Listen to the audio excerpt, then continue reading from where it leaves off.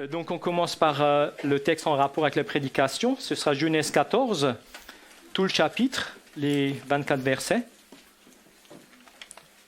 Genèse 14.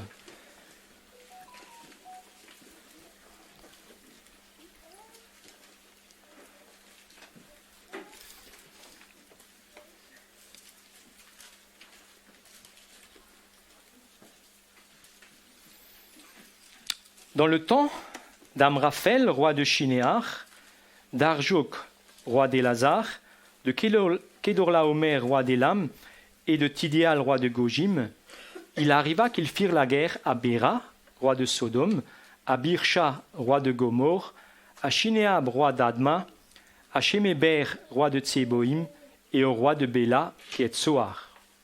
Ces derniers s'assemblèrent tous dans la vallée de Sidim, qui est la mer Salée. Pendant 12 ans, ils avaient été soumis à Kédorlaomer, et la 13e année, ils s'étaient révoltés.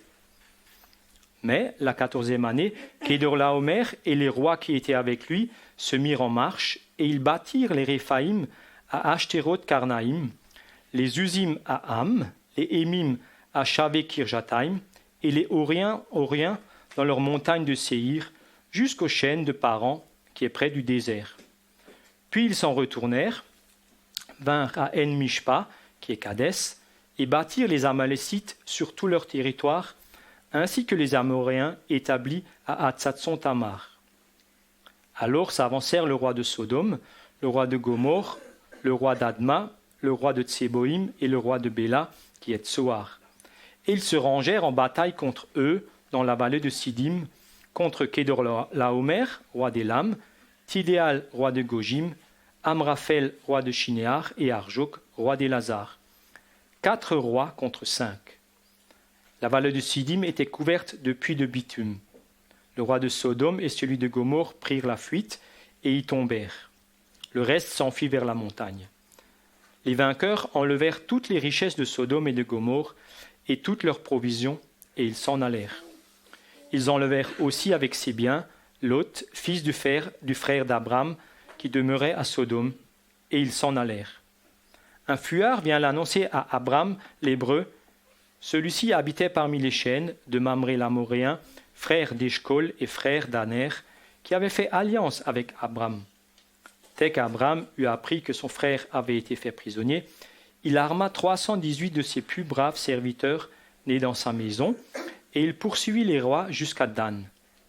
Il divisa sa troupe pour les attaquer de nuit, lui et ses serviteurs. Il les battit et les poursuivit jusqu'à Shoba, qui est à la gauche de Damas. Il ramena toutes les richesses. Il ramena aussi Lot, son frère, avec ses biens, ainsi que les femmes et le peuple. Après qu'Abram fut revenu vainqueur de Kédorlaomer et des rois qui étaient avec lui, le roi de Sodome sortit à sa rencontre dans la vallée de Shavé, qui est la vallée du roi. Melchizedek, roi de Salem, fit apporter du pain et du vin. Il était sacrificateur du Dieu Très-Haut. Il bénit Abraham et dit : Béni soit Abraham par le Dieu Très-Haut, maître du ciel et de la terre. Béni soit le Dieu Très-Haut, qui a livré tes ennemis entre tes mains. Et Abraham lui donna la dîme de tout. Le roi de Sodome dit à Abraham : Donne-moi les personnes et prends pour toi les richesses. Abraham répondit au roi de Sodome : Je lève la main vers l'Éternel, le Dieu Très-Haut, maître du ciel et de la terre. Je ne prendrai rien de tout ce qui est à toi, pas même un fil ni un cordon de soulier, afin que tu ne dises pas : J'ai enrichi Abraham. Rien pour moi, seulement ce qu'ont mangé les jeunes gens et la part des hommes qui ont marché avec moi, Aner, Eshcol et Mamré, eux, ils prendront leur part. Première lecture. La deuxième lecture, c'est dans l'Épître aux Hébreux, au chapitre 7.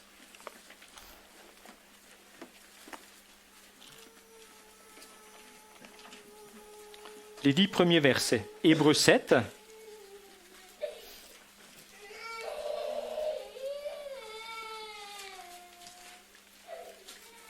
Versets 1 à 10.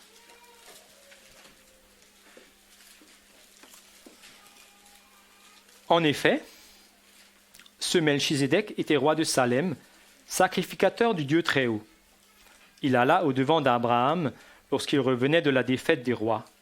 Il le bénit, et Abraham lui donna la dîme de tout. Il est d'abord roi de justice, d'après la signification de son nom. Ensuite, roi de Salem, c'est-à-dire roi de paix. Il est sans père, sans mère, sans généalogie. Il n'a ni commencement de jour, ni fin de vie. Mais il est rendu semblable au Fils de Dieu.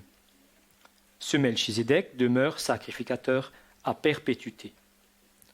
Considérez combien est grand celui auquel le patriarche Abraham donna la dîme du butin. Ceux des fils de Lévi qui exercent le sacerdoce ont, d'après la loi, l'ordre de lever la dîme sur le peuple, c'est-à-dire sur leurs frères, qui cependant sont issus des reins d'Abraham. Et lui, qui ne tirait pas d'eux son origine, il leva la dîme sur Abraham, et il bénit celui qui avait les promesses. Or, c'est sans contredit l'inférieur qui est béni par le supérieur. Et ici, ceux qui perçoivent la dîme sont des hommes mortels. Mais là, c'est celui dont il est attesté qu'il est vivant. De plus, Lévi, qui perçoit la dîme, l'a payé, pour ainsi dire, par Abraham, car il était encore dans les reins de son père lorsque Melchizedek alla au-devant d'Abraham. Et la dernière lecture, c'est dans l'évangile de Luc, au chapitre 6.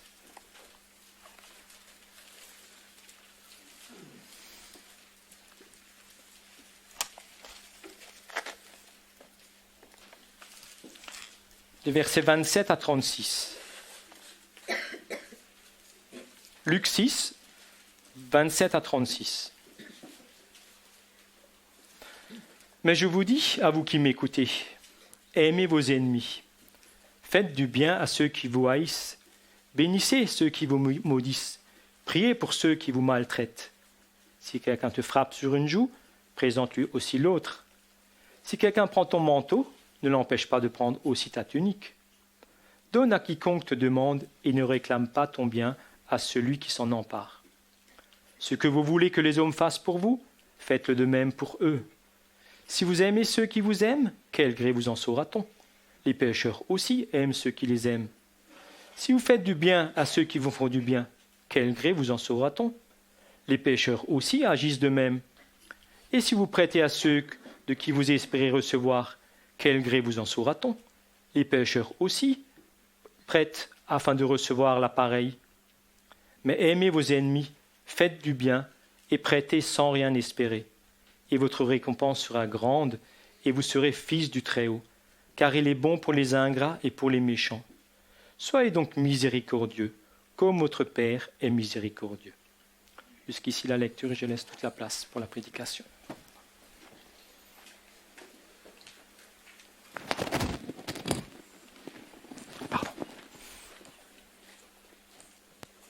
Si les plus jeunes enfants veulent aller avec Esther à l'école du dimanche, c'est le moment. Si vous voulez encore prendre un questionnaire pour suivre la prédication, c'est aussi le moment. Il y en a encore sur la table.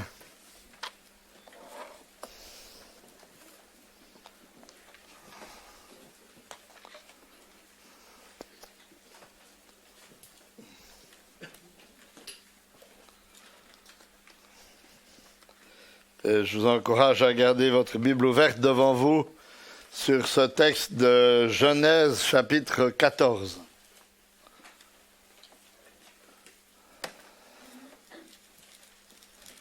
Dimanche dernier, au moyen de ce grand texte magnifique sur le salut, Valentin nous a montré que la foi est un don de Dieu qui doit conduire à pratiquer des œuvres bonnes que Dieu a préparées d'avance pour nous. Parce que le salut que nous recevons de Dieu par pure grâce est d'une telle richesse qui doit nous pousser à nous mettre au service des autres en retour d'un tel cadeau, en fait. C'est ça. Et c'est exactement ce que nous trouvons dans le récit de la vie d'Abraham que nous allons étudier ce matin au chapitre 14 de la Genèse. Au chapitre 13, vous vous souvenez peut-être qu'on a découvert que Abraham avait fait des choix influencés par les valeurs du royaume de Dieu, les valeurs célestes, alors que Lot avait choisi les bénédictions immédiates de la riche vallée du Jourdain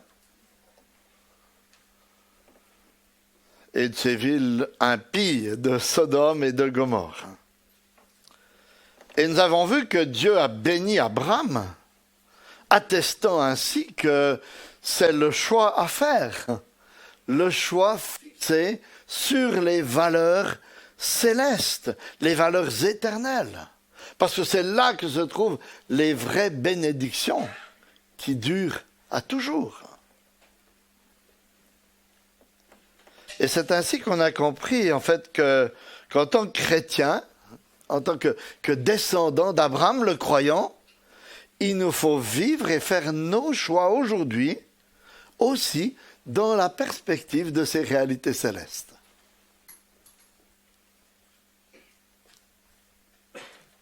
Parce que depuis le temps d'Abraham, de nombreuses promesses divines se sont accomplies. Et en particulier aussi les promesses concernant la venue du Christ qui nous assure de la pleine réalisation de toutes les promesses de Dieu, en particulier lors de son retour. Mais parfois on peut se demander si ce genre de vie ne nous amène pas à avoir un peu, entre guillemets, la tête dans les nuages et à se détacher de la réalité quotidienne dans laquelle nous vivons, ou à être indifférent un peu à la réalité des gens qui nous entourent, de nos prochains. Et ce chapitre 14 nous permet, vous voyez, de voir les choses dans la bonne perspective. Parce que ici, Abraham nous montre que la vraie foi qu'il a est mise en action envers son prochain. Et c'est le titre pour la prédication d'aujourd'hui. La vraie foi est mise en action envers le prochain. Et qu'ainsi, vous voyez, si vous avez été sauvés, c'est pour de bonnes œuvres, comme le texte d'Éphésiens nous l'a rappelé, et ces bonnes œuvres sont des réalités, des faits à vivre envers le prochain en particulier. Et on va y revenir. Mais avant d'y arriver, regardons d'abord un contexte troublé. C'est le contexte de ce récit dans les versets 1 à 12 de ce texte de Genèse 14. Un contexte troublé. Au verset 1er, l'auteur nous situe ce récit au temps de 4 rois, dont je vous fais grâce de la plupart des noms, à l'exception de Kedorlaomer, qu'on va retrouver à plusieurs reprises. Kedorlaomer, nous a-t-il dit, était roi d'Élam, c'est-à-dire un royaume qui se trouve un peu au nord-est de Babylone. Et il était connu pour sa puissance à l'époque. Ces rois, les autres qui sont mentionnés avec lui, ce sont des rois qui se situaient sans doute dans la plaine de l'Euphrate, un peu au nord, dans la plaine de l'Euphrate, et ils avaient fait une alliance et ils terrorisaient toute la région, parce qu'ils étaient 4 rois extrêmement puissants. Si bien que toutes les peuplades aux alentours de la Palestine leur avaient été assujetties pendant 12 ans. Nous dit le texte au verset 4. Regardez. Pendant 12 ans, ils avaient été les vassaux de Kedorlaomer. Mais, la 13e année, ces nations de Palestine, aux alentours de Canaan, se révoltèrent. C'est ce qu'il nous a dit dans la suite du verset 4. La 13e année, ils se révoltèrent. Mal leur en prit, puisque l'année suivante, la 14e année, Kedorlaomer et ses rois associés arrivent dans la région et avec leurs armées commence à mater cette révolte. Et dans les versets 5 à 7, nous les voyons tout d'abord faire la guerre à plusieurs peuples qui vivaient à l'est du Jourdain et au sud de la mer Morte. Et si vous avez le questionnaire, j'ai mis une carte pour vous aider à visualiser un tout petit peu ce qui est en train de se passer. Ils arrivent de Damas au nord, ils descendent à l'est du Jourdain et ils matent la révolte de tous ces peuples qui se trouvent à l'est du Jourdain et au sud de la mer Morte. C'est alors qu'une coalition de 5 rois, le roi de Sodome, le roi de Gomorre, le roi d'Adma, le roi de Tseboïm et le roi de Tsoar, qui sont autour de la mer Morte, s'organisent pour résister à ces puissantes armées. C'est ce que nous dit le verset 8. Mais les versets 10 à 12 décrivent la débâcle totale de ces 5 rois, si bien que Kedorlaomer et ses associés, les 4 rois du nord,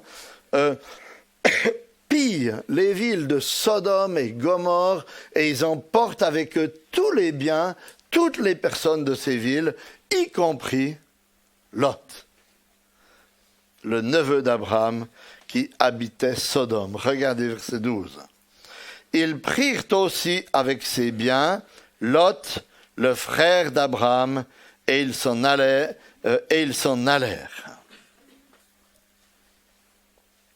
Ça, c'est pour le contexte troublé du récit qui va nous occuper ce matin.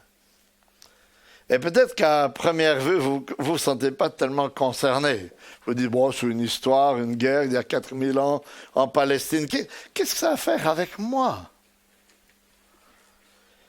Mais vous allez voir que ce récit nous intéresse parce qu'il nous parle au travers en particulier de la réaction d'Abraham, qui est notre père, le père des croyants. Il nous montre comment réagir, nous aussi, dans des situations qui peuvent parfois être troublées et complexes. Parce que ce récit va nous montrer, ou on pourrait dire mettre en lumière, la foi active d'Abraham. Et comment cette foi se met en activité? Tout d'abord, on découvre que c'est une foi courageuse dans les versets 13 et 14. Versets 13 et 14. Un rescapé vint l'annoncer à Abraham l'Hébreu. Celui-ci demeurait aux chênes de Mamré, l'Amoréen, frère d'Eshcol et frère d'Aner, qui avait fait alliance avec Abraham. Dès qu'Abraham eut appris que son neveu avait été capturé, il arma 318 de ses plus braves serviteurs nés dans sa maison, et il poursuivit les rois jusqu'à Dan. Une foi courageuse. Un rescapé de ce massacre vient annoncer à Abraham ce qui s'est passé. Et que fait Abraham? Verset 14. Dès qu'il entend que son neveu Lot a été capturé, il arme 318 de ses plus braves et loyaux serviteurs et il se met à la poursuite de ses armées sur plus de 160 kilomètres. Si vous regardez la carte à nouveau, vous voyez qu'Abraham part de Hébron, là c'est des petites flèches un peu pointillées, et il monte jusqu'à Dan à la poursuite de cette armée. Sans doute avec l'appui de ses 2 frères avec lesquels il avait fait alliance, d'après ce qui est dit à la fin du verset 13. Mais tout de même, est-ce que vous voyez la disproportion entre ces 318 serviteurs, qui n'étaient pas vraiment des soldats, c'était des serviteurs qui s'occupaient des troupeaux d'Abraham. Ok, ils sont armés, mais 318 serviteurs et 4 armées qui venaient en fait de mettre le sac à toute la région. Ça, c'est la confrontation qui va se passer. Abraham aurait pu dire, en pensant à Lot, je ne sais pas ce que vous auriez dit, mais c'est bien fait pour lui. Il a que ce qu'il mérite. Il a voulu choisir la prospérité et la richesse, eh bien qu'il assume maintenant.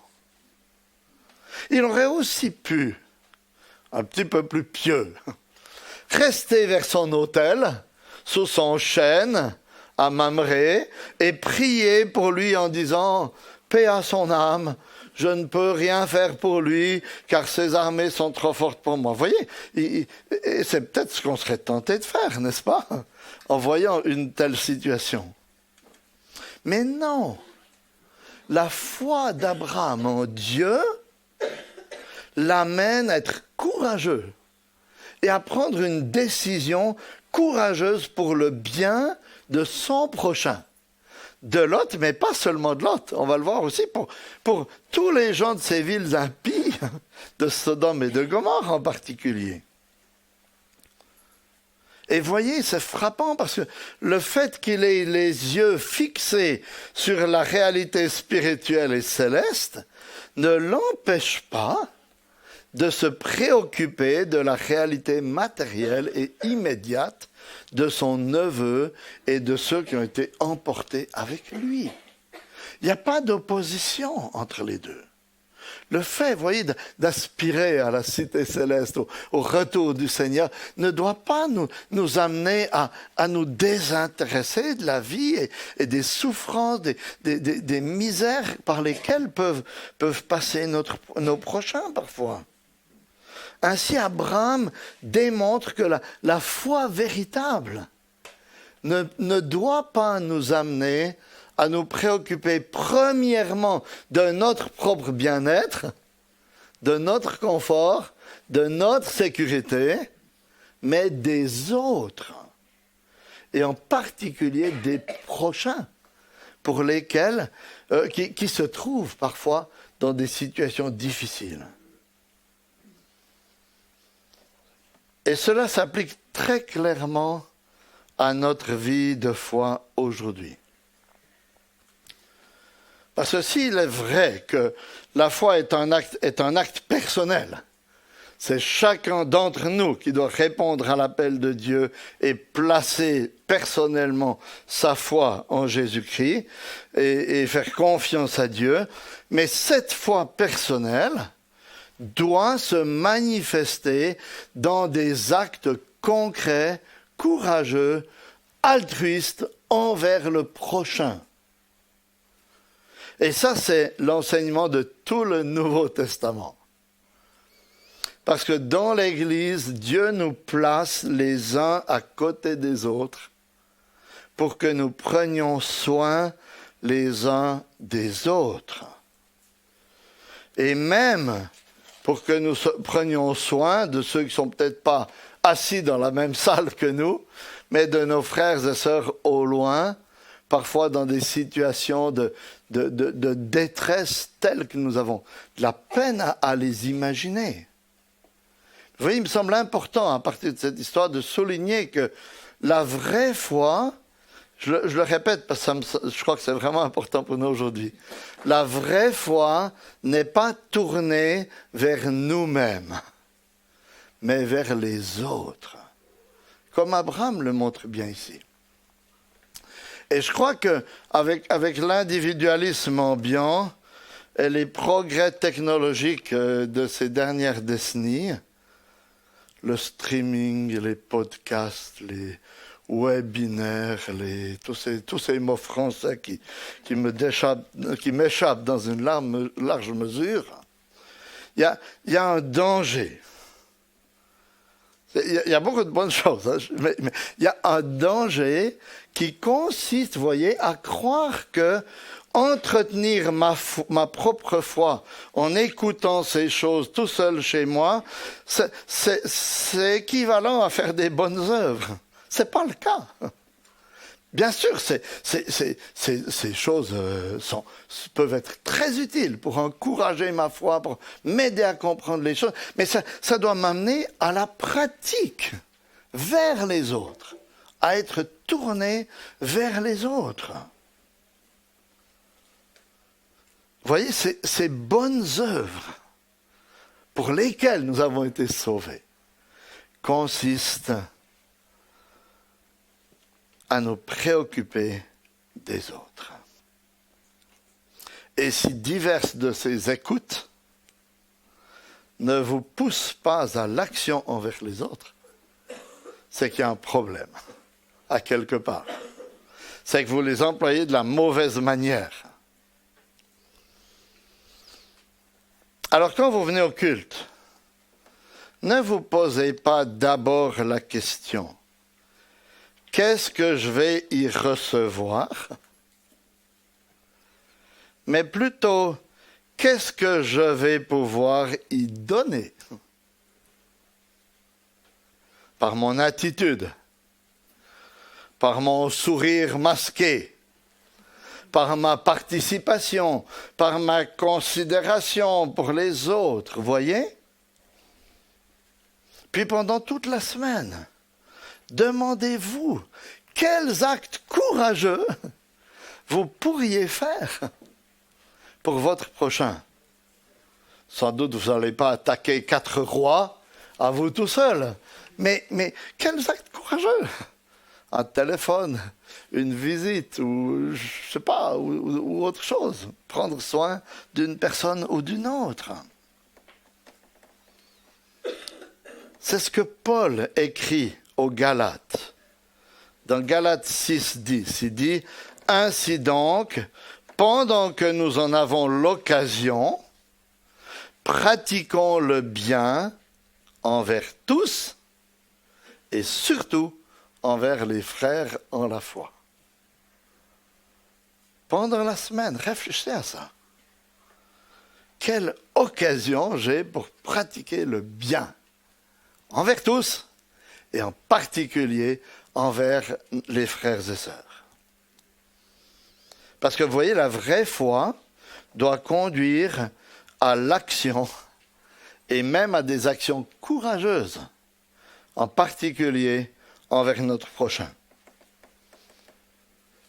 Et Dieu a souvent répondu de façon extraordinaire à de tels actes de foi. Et c'est ce qu'on voit dans la suite du récit. On a vu une foi courageuse, on voit dans les versets 15 et 16 une foi victorieuse. Regardez versets 15 et 16. Il divisa sa troupe pour les attaquer de nuit. Lui et ses serviteurs, il les battit et les poursuivit jusqu'à Oba qui est au nord de Damas. Il ramena tous les biens, il ramena aussi Lot, son frère, avec ses biens, ainsi que les femmes et le peuple. Quand Abraham approche de ces 4 armées qui doivent sans doute se sentir en sécurité, qui ne se doutent pas que quelqu'un risque d'arriver, et de leur tomber dessus par surprise, sans doute qu'il est bien conscient de la faiblesse de ses moyens. Et ainsi, il développe une stratégie. Il dit, on va se diviser pour faire croire qu'on est peut-être plus nombreux que ce qu'on est vraiment, et puis on va attaquer cette armée de nuit par surprise. Et que se passe-t-il? Le verset 15 nous dit, il les battit. Et il les poursuivit jusqu'au nord de Damas, c'est-à-dire encore 50 kilomètres plus au nord de ce qu'il était arrivé à Dan, pour récupérer le butin. Vous avez tout ça sur votre carte, toujours. Ainsi, vous voyez, verset 16, il ramène tous les biens et les gens du peuple, y compris son neveu Lot et ses biens. Tout cela avec 318 serviteurs et quelques associés. Qui aurait parié sur une telle issue?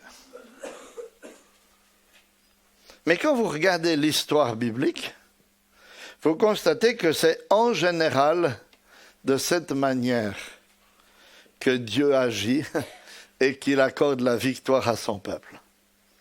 Pensez à Gédéon contre les Madianites. Trop nombreux pour avoir la victoire. Pensez à David face à Goliath. Une pierre et une fronde. Pensez à Christ qui a triomphé de tous ses ennemis par la mort à la croix. Pensez aux quelques disciples du Seigneur qui, par la folie de la prédication, ont bouleversé tout l'Empire romain. Et si vous regardez dans l'histoire de l'Église, vous constaterez la même chose. Ceux qui ont fait des grandes choses pour le Seigneur sont ceux qui, souvent, étant émus par la situation de leur prochain, ont été courageux et ont compté avec foi sur le Seigneur pour entreprendre des initiatives qui semblaient parfois au-delà de leur force et de leur capacité, et qui ont triomphé dans leur faiblesse. Lisez les biographies des réformateurs, celle de George Muller, de Charles Spurgeon, des hommes des réveils, des missionnaires. Vous pouvez aller je vous ai mis sur le questionnaire le lien avec la conférence que j'ai donnée sur Hudson Taylor au camp d'été 2019. Un homme insignifiant dans un sens qui a bouleversé la Chine avec l'Évangile. Un courage incroyable pour un homme qui semblait peu de choses en fait. Et vous voyez, c'est comme ça que les choses se passent. C'est quand des gens insignifiants comptent sur le Seigneur et courageusement, avec foi, agissent. C'est ce que le Seigneur enseigne, a aussi dit à Paul, 2 Corinthiens 12, 9. « Ma grâce te suffit, car ma puissance s'accomplit dans la faiblesse. » Quand je suis faible, c'est alors que je suis fort. Et toutes ces histoires... voilà ce que ce récit, voyez, de victoire improbable devrait nous encourager à oser faire dans notre vie.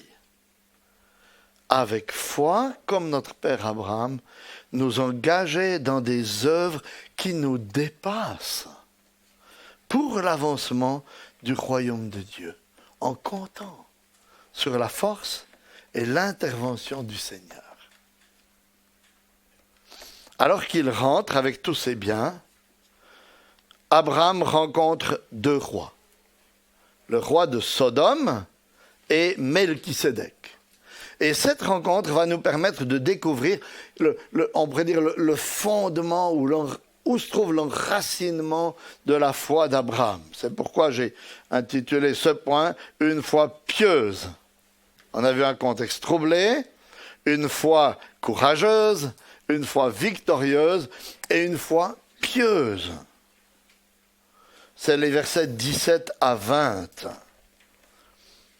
Alors on reviendra sur le roi de Sodome d'ici un tout petit moment, mais arrêtons-nous d'abord sur Melchisédek. Verset 18 et suivant. Que savons-nous de cet homme? Au verset 18, il nous a dit qu'il est roi de Salem et sacrificateur du Dieu très haut. Et lorsqu'il arrive, il apporte du pain et du vin pour Abraham. Puis, verset 19, nous voyons que Melchisédek bénit Abraham en ces termes. Béni soit Abraham par le Dieu très haut, maître du ciel et de la terre. Béni soit le Dieu très haut qui a livré les adversaires entre tes mains. Voilà tout ce qu'on sait de lui dans ce passage. Alors, qu'y a-t-il de particulier avec ce roi?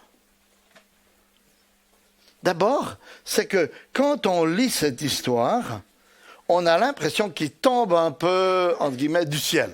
Vous voyez, il n'est pas mentionné avec les autres rois au début du chapitre. Et on ne sait rien sur son origine, sa généalogie, sa mort. Il apparaît au verset 18, il disparaît 4 versets plus tard. Et ce qui nous surprend aussi, c'est qu'il nous est dit qu'il est sacrificateur du Dieu très haut. Alors que jusqu'ici, il semble qu'Abraham était le seul à craindre Dieu. Tout à coup, nous, en voilà un autre. Et en plus de cela, il est roi de Salem, qui veut dire roi de paix, mais qui fait aussi référence à Jérusalem. Le psaume 76, verset 2, fait un lien entre Salem et la ville de Jérusalem. Et quand on traduit son nom d'hébreu en français, on comprend qu'il est aussi roi de justice.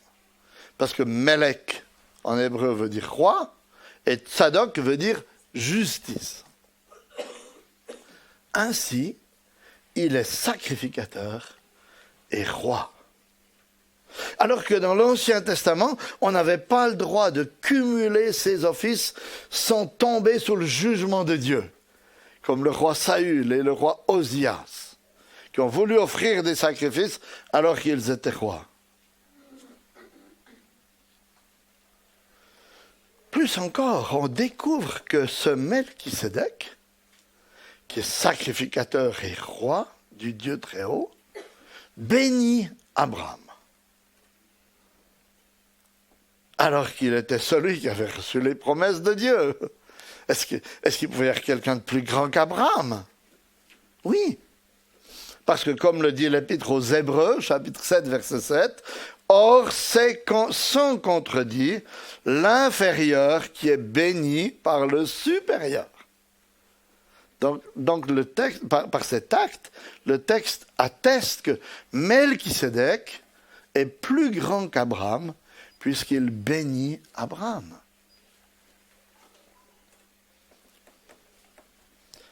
Et vous voyez, c'est assez frappant, parce que Melchisédek est un personnage extrêmement important, mais dont on ne sait presque rien. Alors, qui est-il réellement? On pourrait être tenté de dire que c'est ce qu'on appelle une théophanie, c'est-à-dire une apparition de Jésus dans l'Ancien Testament avant son incarnation. Comme ça va être le cas un peu plus tard, où l'ange de l'Éternel va apparaître à Abraham avant d'aller juger Sodome et Gomorrhe. Et là, c'est très clair que cette apparition de l'ange de l'Éternel, c'est une apparition de Jésus-Christ, en fait, avant son incarnation. Mais ici, c'est sans doute aller un peu trop loin. Parce que nulle part dans l'Ancien Testament, on a de théophanie qui se présente avec un nom et qui exerce une fonction politique. L'ange de l'Éternel, il vient, il repart, mais il n'est pas roi de Salem. Et il n'a pas un prénom bien défini, voyez? Donc, il semble que Melchisédek est probablement plutôt ce qu'on peut appeler un type ou une préfiguration de Jésus-Christ. C'est-à-dire un homme bien réel, dont on sait tellement peu de choses qu'il peut nous faire penser à Jésus-Christ, qui est le seul dans la Bible à occuper les trois offices de sacrificateur, de prêtre et de roi. Et par son apparition et sa disparition soudaine, il préfigure Jésus qui est éternel, sans commencement, ni fin, et qui est roi de justice et roi de paix, à cause de sa vie parfaite, à cause de l'œuvre parfaite qu'il a accomplie par sa mort pour expier nos péchés et nous réconcilier avec Dieu. On peut même aller un petit peu plus loin, sans doute. Le pain et le vin qu'il apporte à Abraham pour le fortifier. Après cette longue marche et cette victoire, nous fait sans doute penser au repas du Seigneur, au Christ, où le pain rappelle la mort ou le corps du Seigneur. Le vin rappelle son sang qui a coulé. Donc on a ici vraisemblablement une préfiguration de Jésus-Christ. Et pour revenir à la foi d'Abraham, ce qui est frappant ici, c'est de voir qu'il ne pose pas de questions. Il ne dit pas, mais qui tu es? Comment je peux savoir que tu es vraiment un sacrificateur de l'Éternel, puis je ne suis pas en train de me faire tromper? Non, il ne pose pas de questions. Avec confiance, il accorde la dîme de tout ce qui lui appartenait à Melchisédek. Je vous rappelle qu'on a vu qu'Abraham était très riche au début du chapitre 13. Et voyez, en agissant ainsi, je crois que Abraham démontre la conscience qu'il avait que cette victoire extraordinaire ne venait pas de lui-même, mais qu'elle lui venait de Dieu, et que tout ce qu'il avait en fait aussi provenait de Dieu seul. Parce qu'en fait, c'est ce qu'on fait lorsqu'on donne une partie de nos biens à Dieu. On ne donne pas nos biens à Dieu pour attirer la faveur sur nous, sa faveur sur nous. Ça, c'est ce que font les religions humaines. On essaie de faire assez d'aumônes en espérant attirer la faveur de Dieu. Mais dans l'Évangile et dans la foi chrétienne, ce n'est pas ça du tout. On donne à Dieu dans un acte de reconnaissance envers lui et de conscience que tout ce que nous avons nous vient de lui. Et qu'on ne fait que lui rendre un petit peu de ce qu'il nous a donné.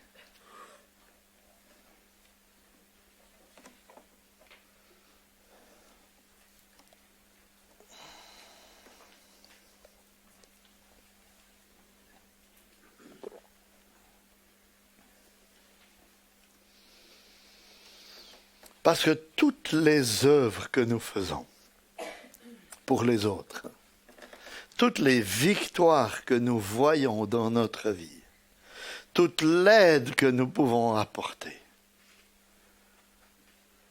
proviennent de qui? De Dieu, de lui. C'est lui le Très-Haut, c'est lui seul, le Tout-Puissant, qui mérite d'être adoré, comme le soulignent tant d'autres textes bibliques. Ésaïe 26, 12. Éternel, tu nous donnes la paix, car tout ce que nous faisons, c'est toi qui l'accomplis pour nous. Même nos œuvres les plus glorieuses, c'est Dieu qui les accomplit pour nous et en nous. À lui la gloire. Philippiens 2, 13. Car c'est Dieu qui produit en vous le vouloir et le faire selon son bon plaisir. Luc 17, 10. Vous de même, quand vous avez fait tout ce qui vous a été ordonné, dites, nous sommes des serviteurs inutiles. Nous avons fait ce que nous devions faire. Et cette foi pieuse d'Abraham, qui l'amène à adorer Dieu, à démontrer que tout vient de Dieu, est aussi une foi généreuse. Ça, c'est pour terminer. C'est le dernier point. Prenez courage, j'ai bientôt terminé. Donc, un contexte troublé, une foi courageuse, une foi victorieuse, une foi pieuse et une foi généreuse. Le verset 21 nous montre que ce qui se passe lorsqu'Abraham rentre avec tous les gens et les biens des villes de la plaine. En fait, ils sont tous à sa merci. Et il pourrait profiter de la situation pour s'enrichir, en gardant tout le butin, comme d'ailleurs le roi de Sodome le lui propose même au verset 21. Il lui dit, tu me donnes tous les gens et je te laisse les biens. Mais que répond Abraham? Versets 22 et 23, il fait un serment au nom de l'Éternel qu'il ne prendra pas même un lacet de chaussures et une bride de sandales de ses peuples. Par contre, il permet à ses associés de se défrayer sur les biens qu'ils ont eus pour avoir une sorte de salaire. C'est ce qu'il dit au verset 24, mais je n'entre pas trop dans les détails là-dessus. Alors, pourquoi est-ce qu'Abraham agit ainsi? Il nous l'explique à la fin du verset 23. il ne veut pas que le roi de Sodome puisse dire « J'ai enrichi Abraham ».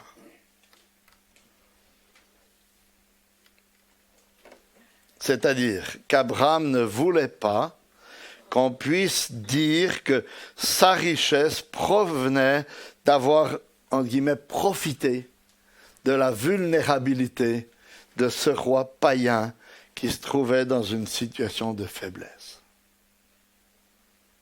Et je crois qu'on a dans cette générosité d'Abraham l'indication de l'esprit avec lequel notre foi doit être mise en action envers le prochain aujourd'hui.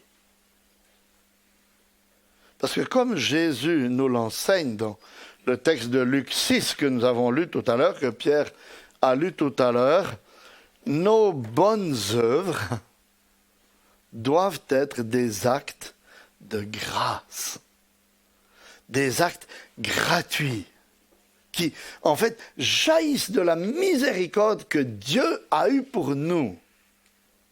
Écoutez juste les versets 34 à 36 de Luc 6. « Et si vous prêtez à ceux de qui vous espérez recevoir, quel gré vous en saura-t-on? Les pécheurs aussi prêtent aux pécheurs, afin de recevoir l'appareil. Mais aimez vos ennemis. Faites du bien et prêtez sans rien espérer. Et votre récompense sera grande, et vous serez fils du Très-Haut, car il est bon pour les ingrats et pour les méchants. Soyez donc miséricordieux, comme votre Père est miséricordieux. » Voilà la raison qui doit motiver nos bonnes œuvres, qui doit nous motiver dans nos relations réciproques, dans le soin que nous prenons les uns à l'égard des autres. C'est que nous soyons des témoins vivants de la grâce de Dieu, si généreuse, si abondante, et qui a transformé nos vies. Alors, chers frères et sœurs, la vraie foi que Dieu nous a accordée doit nous amener tous à des actes courageux, à des actes généreux en faveur des autres, à cause de tout ce que Dieu nous a donné en Christ. Parce que c'est pour ça qu'il nous a sauvés. C'est pour ça qu'il nous a enrichis de tant de grâce. C'est afin que nous soyons un peuple désintéressé de nous-mêmes, de notre confort, de nos biens, pour qu'à notre tour, comme Abraham, nous répandions largement la grâce de Dieu autour de nous. Et, chers amis, c'est ainsi que nous verrons des victoires pour la plus grande gloire de Dieu. Amen.